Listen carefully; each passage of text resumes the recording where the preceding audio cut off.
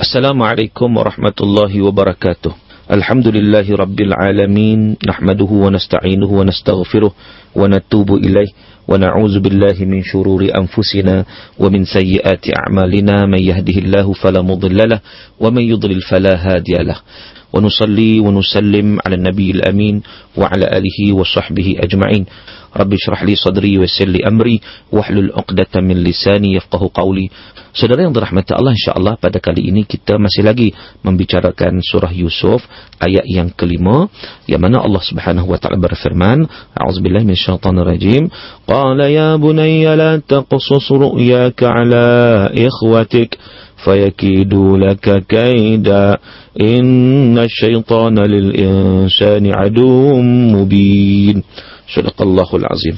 Nabi Yaqub alaihissalam berkata kepada Nabi Yusuf, wahai anakku, janganlah engkau ceritakan mimpimu kepada saudara-saudaramu, kerana aku khawatir mereka akan menjalankan sesuatu rancangan jahat terhadapmu. Sesungguhnya syaitan adalah musuh yang nyata bagi manusia.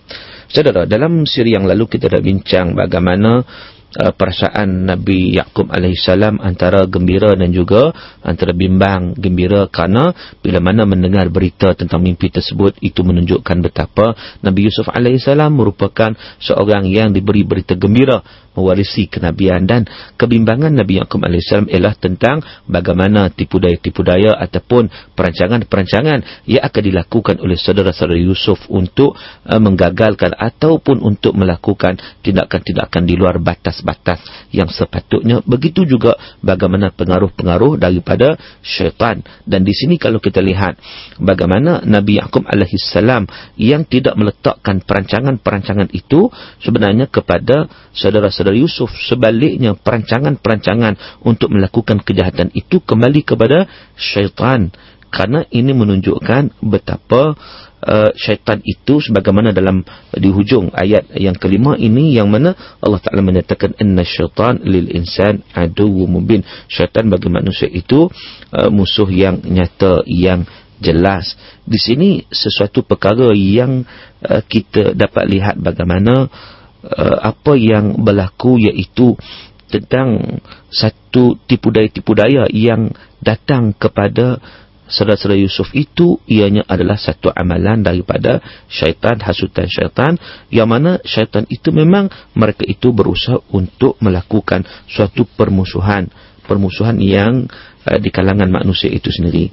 Dan kita lihat dalam ayat ini dengan begitu jelas Allah Ta'ala menyatakan inna syaitan lil insan aduwwum mubin. Sesungguhnya syaitan itu bagi manusia musuh yang nyata. Dan permusuhan ini satu permusuhan yang memang jelas, yang diketahui.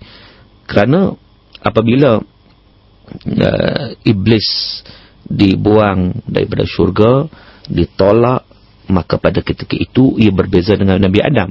Nabi Adam dia memohon keampunan, bertaubat kepada Allah Subhanahu wa taala dan sebagainya, sehingga diterima taubat, diterima Nabi Adam alaihissalam. Berbeza dengan iblis, syaitan, yang dia telah bersumpah untuk melakukan permusuhan yang kekal abadi dengan Adam dan juga anak cucu Adam, iaitu manusia itu sendiri. Maka di sini kita lihat bagaimana dalam Al-Quran sendiri, dalam surah Al-A'raf diceritakan bagaimana syaitan itu sendiri memang dia meletakkan permusuhan yang kekal abadi kepada manusia. La'atiyannahum min baini aydihim wa min khalfihim wa an aymanihim wa an syama'ilihim. Aku akan datang kepada mereka, depan mereka, belakang mereka, kanan kiri mereka. Di situ bagaimana usaha yang berpanjangan, yang berterusan, yang nak dilakukan oleh syaitan. Maka di sini ayat ini juga menunjukkan kepada kita, dalam ayat yang kelima surah Yusuf ini, menunjukkan bagaimana kedengkian ataupun konspirasi, perkara-perkara jahat yang dibuat ataupun akan dibuat oleh saudara Yusuf itu sebenarnya ia juga adalah merupakan sesuatu yang direncanakan oleh syaitan. Kerana syaitan itu memang dia berusaha untuk membuatkan manusia itu bergaduh, membuatkan manusia itu berlakunya pertembungan dan pelbagai lagi. Maka ianya, kalau kita lihat asal usulnya, ia bermula daripada permusuhan yang kekal abadi daripada syaitan kepada manusia, daripada iblis itu sendiri, iaitu ketika mana berlakunya perbalahan ataupun keengganan iblis laknatullahi alaih, yang mana keengganan dia untuk taat kepada Allah Subhanahu wa taala dari sudut untuk hormat, untuk sujud kepada Adam alaihi salam. Jadi itu permulaan kat situ. Bongkak situ, sombong situ, menyebabkan di situlah bermulanya permusuhan yang kekal abadi. Persoalannya saudara, siapa itu iblis? Siapa itu iblis? Yang mana iblis ini yang zuriat-zuriatnya dia disebut sebagai syaitan. Walaupun kita tahu syaitan ini ada dua, syaitan jin, syaitan manusia, dan iblis ini memang dia berasal daripada jin, sebab disebut dalam Al-Quran yang mana iblis itu kana minal jin fa fasaqa an amri rabbi, dalam surah Al-Kahfi ayat 50. Jadi di situ para ulama menyatakan bahawa iblis itu Allah sebut kana minal jin, ia adalah terdiri daripada jin. Jadi di situ menunjukkan bahawa iblis itu jin, dan syaitan di kalangan jin iaitu anak cucu kepada iblis, yang mana inilah usaha-usaha yang dilakukan oleh jin, oleh syaitan, oleh iblis ini untuk menyesatkan manusia. Berbeza saudara dengan syaitan di kalangan manusia. Syaitan juga, sebab manusia pun ada syaitan juga. Ya, tetapi syaitan di kalangan manusia ini yang dapat tengok ni, mereka yang mengajak kepada kejahatan itu adalah syaitan. Saudara yang berrahmati Allah Subhanahu wa taala sekalian, dan kita pernah sebut sebelum ini tentang apa beza tentang jin, manusia, iblis, syaitan. Dia bezalah. Kalau kita tengok dalam konteks yang lebih umum saudara, untuk kita lebih fahamlah, sebenarnya begini, kalau kita tengok dalam konteks yang lebih jelas, iaitu makhluk mukallaf adalah jin dan manusia berdasarkan firman Allah, wa ma khalaqtul jinna wal insa illa liya'budun. Kata Allah, tidak aku ciptakan jin dan manusia kecuali supaya mereka mengabdikan diri kepada aku, kata Allah. Jadi di situ menunjukkan bahawa makhluk mukallaf itu adalah jin dan manusia.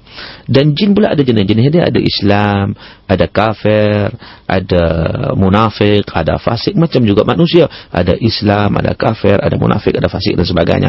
Dan jin itu pula ada berapa pula jenis-jenis ataupun berapa kategori pula, sebagaimana yang disebut oleh Nabi SAW daripada hadis Abi Tha'labah Al-Khushani menyatakan bagaimana jin itu 3 jenis. Satu jenis yang ada sayap, yang yatiruna biha fil hawa, yang menggunakan sayap itu untuk terbang di atas angin.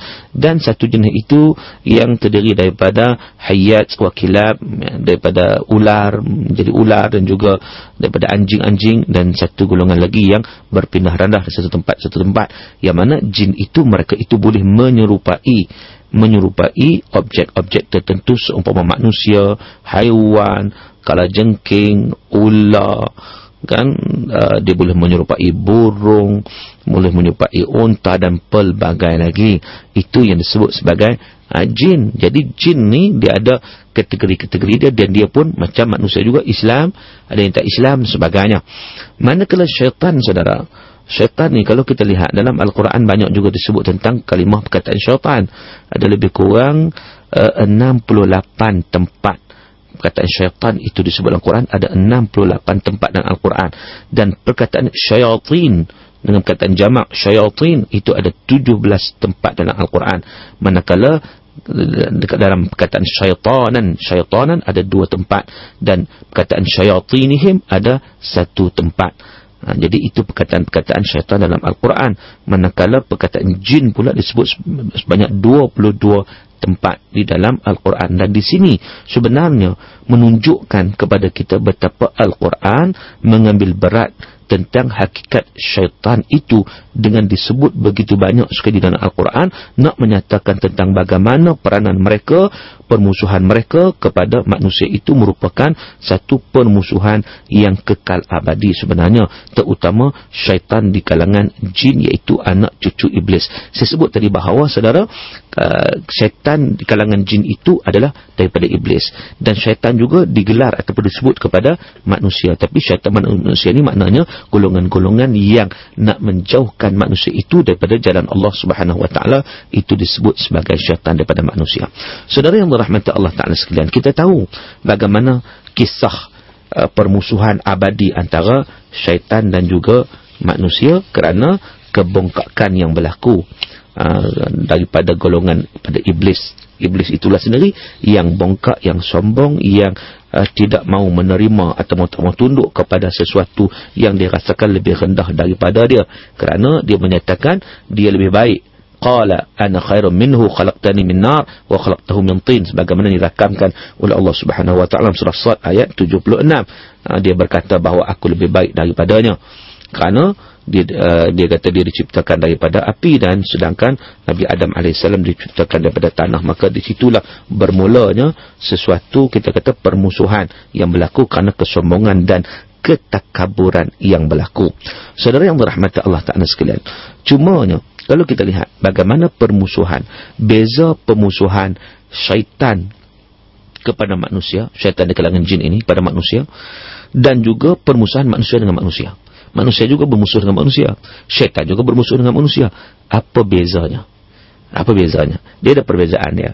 Kerana perbezaan ini adalah permusuhan syaitan kepada manusia adalah permusuhan yang kekal abadi. Maknanya sepanjang hayat dia tidak akan berpisah daripada manusia walau sekejap sekalipun, melainkan dia berusaha untuk mengkacau bilaukan hidup manusia. Itu syaitan. Itu syaitan di kalangan jin keturunan iblis. Itu yang berusaha nak menyesatkan manusia. Maka berkata seorang laki-laki, dia bertemu ketika mana dia berjumpa dengan Al-Hasanul Basri, dia kata, ayanamu iblis, apakah iblis itu tidur? Maka apa kata Hasanul Basri? Dia kata, kalau iblis itu tidur, bolehlah kita dapat rehat. Maknanya di situ ia takkan tidur daripada menyesatkan manusia. Dan ini menunjukkan permusuhan syaitan dengan manusia ini satu permusuhan yang berterusan. Dia tidak akan melepaskan manusia itu, melainkan apabila manusia itu berada dalam keadaan mengingati Allah Subhanahu wa taala. Waktu itulah dia akan lari, dia takut. Saudara yang dirahmati Allah, berbeza dengan permusuhan manusia dengan manusia yang kadang-kadang berlaku juga di kalangan manusia, tetapi bezanya permusuhan manusia dengan manusia ini, dia bukanlah permusuhan yang kekal abadi. Bahkan kita digalakkan untuk memberi kemaafan kepada orang lain walaupun orang itu melakukan kejahatan kepada kita. Maka di situ idfa' billati hiya ahsan, satu konsep yang dijelaskan, iaitu hendaklah kita idfa' billati ahsan, menolaknya dengan sesuatu yang lebih baik. Berbeza dengan syaitan tadi yang dia tidak akan menerima daripada manusia sebarang kebaikan. Dia bukan jenis boleh buat baik dengan manusia atau manusia boleh buat baik dengan dia. Tidak ada. Baginya adalah sesuatu perkara yang dia akan bawa manusia itu kepada kesesatan, kepada kekufuran dan seumpamanya. Yang mana dengan sebab itulah Allah Subhanahu wa taala sebut dalam banyak ayat, antaranya juga dalam surah Fatir Allah sebut, inna syaitan lakum adu fattakhidhuhu aduwa, iaitu sesungguhnya syaitan itu bagi kamu adalah musuh, maka hendaklah kamu mengambilnya sebagai musuh. Saudara yang dirahmati Allah Subhanahu wa taala sekalian, maka dengan sebab itu kita lihat syaitan ini dia cuba menyesatkan manusia itu dengan pelbagai cara.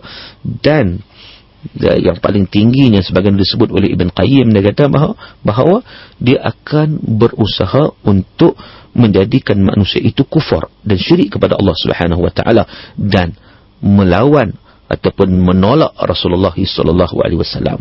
Jadi itu antara peranan dia nak sampai kepada klimak dia, nak sampai tahap macam tu. Dia kalau boleh, syaitan ni nak menjadikan manusia itu syirik dan kufur kepada Allah Subhanahu wa taala. Dan juga syaitan ni juga ada jalan-jalan dia untuk menyesatkan manusia. Antaranya ialah yang pertama, dia cuba menghiasi sesuatu kebatilan itu nampak comel, nampak baik. Kan? Maka sesuatu benda hak tak elok tu nampak baik, sesuatu maksiat itu nampak elok.